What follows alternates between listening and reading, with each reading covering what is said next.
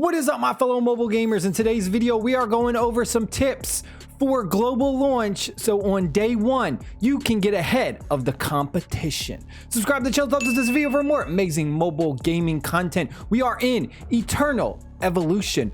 We are T-minus 7 days, 1 week from global launch. If you have not already pre-registered for the game, I will have my special pre-registration link down below in the description box and the comment section. All right, so when you first log in and choose your server on global launch day, the first thing you're going to notice is that a lot of features will be locked. Your first main priority is to go through the chapter missions. You just want to go through as much as you can, so that way you can unlock all of these additional game modes and additional features. Next thing I want to go over is a material that you are going to struggle with very, very badly, and that is the soul rublets. These things are your biggest bottleneck, and they are going to halt your progression for your heroes tremendously. So you always want to be on the lookout for these, and you also want to use these wisely. There's a few different game modes that this material will drop from, but the easiest way to get it and the most consistent way would be through the soul mine. This is your endless tower, and you'll see that every time we go ahead and complete a new floor, we are getting a certain amount of these every time. So this is your best bet to get these. You can also get those rublets from Rift Fisher. You can get some through here, but it's not as consistent as the soul mine. We're going to go to our base, then we're going to go to our shop, and you can go ahead and buy them from this every day. I usually always buy the one for gold. You're going to have a ridiculous amount of gold. There's like no ways to spend gold in this game, which is kind of stupid. I got 6.5 million gold. Like, the only way to really use it is for your gear when you're upgrading your gear. Otherwise, that's it. Like, there's not like a whole lot of things to come in here and buy. You'll see there's only 2 things for sale that cost gold. I always buy the rublets, and also I buy them with my diamonds as well. So anytime you see those in the shop, those are a #1 buy. You can never have enough of those. I mean, you need thousands upon thousands once you do get into those later levels, like 120s and 150s and 200s. It gets absolutely sick with the cost. Another thing that I want to go over is when you are doing team building, healers in this game are so strong. I mean, I can't put more of an emphasis on it.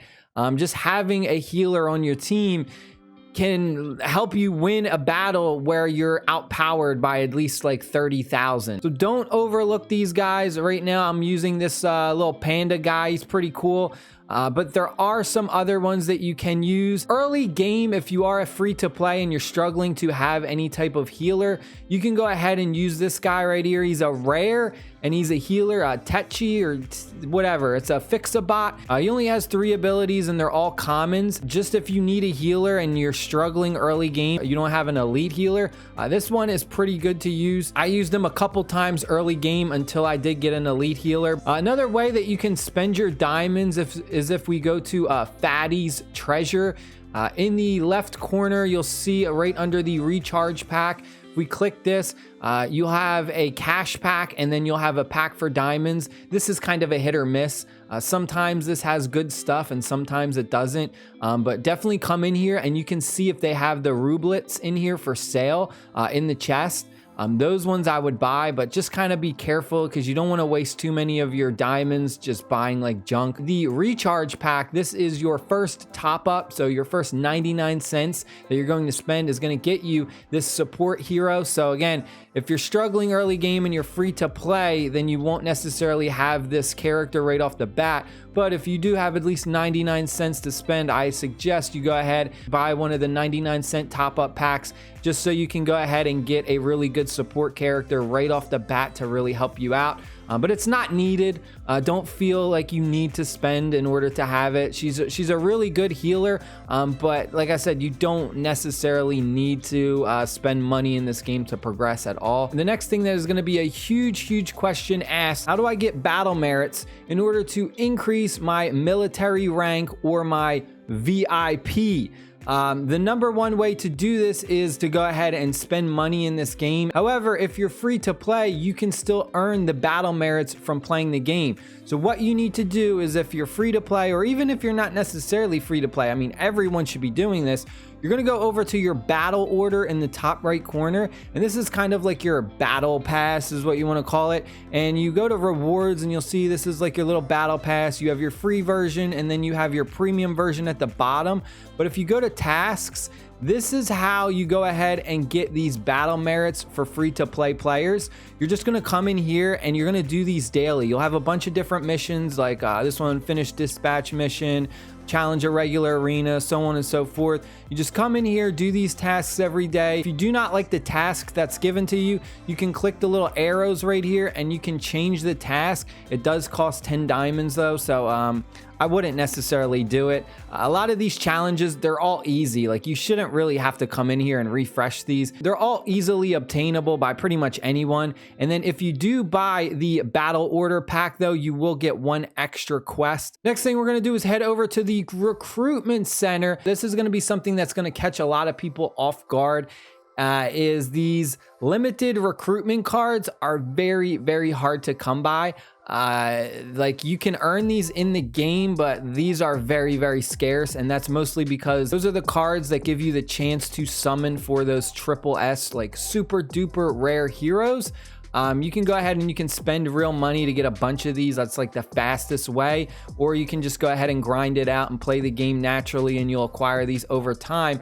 But you don't want to come in here and just start throwing them at the game. Like as soon as you have 10, you don't want to just bang out a 10 pull right away.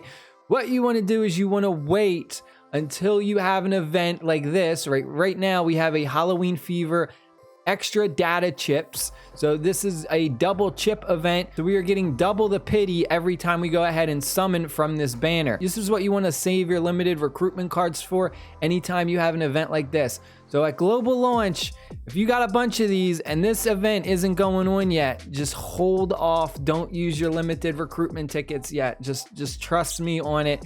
Don't use it. I'm telling you right now, you're not gonna summon one of these triple S characters off of just a regular 10 pull. If you do, it's gonna be ridiculously lucky. The best way to get them is either through the bottom right here, where I'm kind of in the way. Let me move myself. You'll see it says recruit 60 to get a triple S hero. So that's like the best way to get a triple S hero is if you go ahead and complete that. Once you do complete that though, it will change. You'll see for this limited banner, I already did it. So now when I do 30, I'm going to get a bunch of these rare hero shards. But from summoning from this banner, once I do 50 more, I will get a triple S hero. So definitely look out for those. But more importantly, like save your tickets for that double chip event. And then you can get these triple S heroes more easily. You also have the option to get the gene hybrids. These are really, really important. This can be substituted for any requirement when evolving an elite hero. And when it comes to the best way to spend your diamonds, one way would just be like the basic summoning area. You can't use diamonds on advanced summons or limited summons, at least as of right now, unless they change that. The only way to use diamonds on summons is through the basic, which is okay. I mean, this is an option. You can do it, but I usually like to save my diamonds for like events. So right now we have that Halloween event going on, and we actually can use our diamonds to buy stuff like more tickets. So this is something that you really want to save your diamonds for, any kind of events like this. I would avoid buying a lot of these things for diamonds, like this right here, 600 diamonds for an epic piece of gear. I think this is god awful. Don't waste your 600 diamonds on stuff like this because it's a complete random roll. Like you don't know what your stats are going to be. You could get really bad stats. You know, you don't want to waste 600 diamonds and you open one of these and you get a defense number instead of a defense percentage, or you get, you know, just a trash stat. So like this is gambling. Don't gamble your diamonds away just for gear. Best way to get the gear is through doing the dungeon bosses. The Disa caves we go over, this is going to drop us gear. Once we get to level 6, I think what they call it legendary, even though it looks mythic to me. Like I see red and I think of mythic. The yellow is epic, which to me, I always think of yellow as legendary. And then the purple is elite. The way they have their colors labeled, it's very different from most RPG hero collecting games. So just pay attention to that. But that is it. I hope you guys and girls enjoyed the video. Stay happy, stay safe. I'll see you later. Peace.